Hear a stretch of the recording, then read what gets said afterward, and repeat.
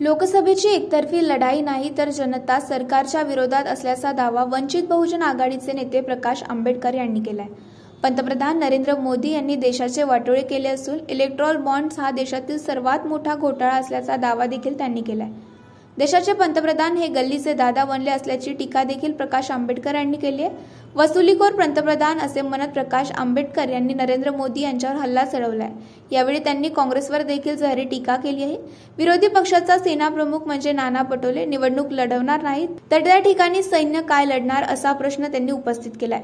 काँग्रेसने अनेक ठिकाणी कमजोर उमेदवार दिले असल्याचा आरोप देखील प्रकाश आंबेडकर यांनी केला आहे। वंचित बहुजन आघाडीच्या वतीने चंद्रपूर आर्णी लोकसभा मतदारसंघात राजेश बेले यांना उमेदवारी देण्यात आली। त्यांच्या प्रचारासाठी वंचित बहुजन आघाडीचे नेते प्रकाश आंबेडकर यांच्या सभेचे आयोजन मतदारसंघात करण्यात आले होते। यावेळी त्यांनी काँग्रेस आणि भारतीय जनता पक्ष या दोन्ही पक्षांवर जोरदार टीका केली आहे। पंतप्रधान नरेंद्र मोदी यांनी देशाचे वाटोळे केले। एका बाजूला चीन आणि दुसऱ्या बाजूला पाकिस्तान भारताच्या छातीवर बसले आहेत। आपले जवान शहीद होत आहे। मात्र असे असताना भारतीय जनता पक्ष अबकी बार 405 चा नारा देत आहे। मात्र त्यांची 400 तर नाही 104 देखील येणार नसल्याचं प्रकाश आंबेडकर यांनी म्हटलंय।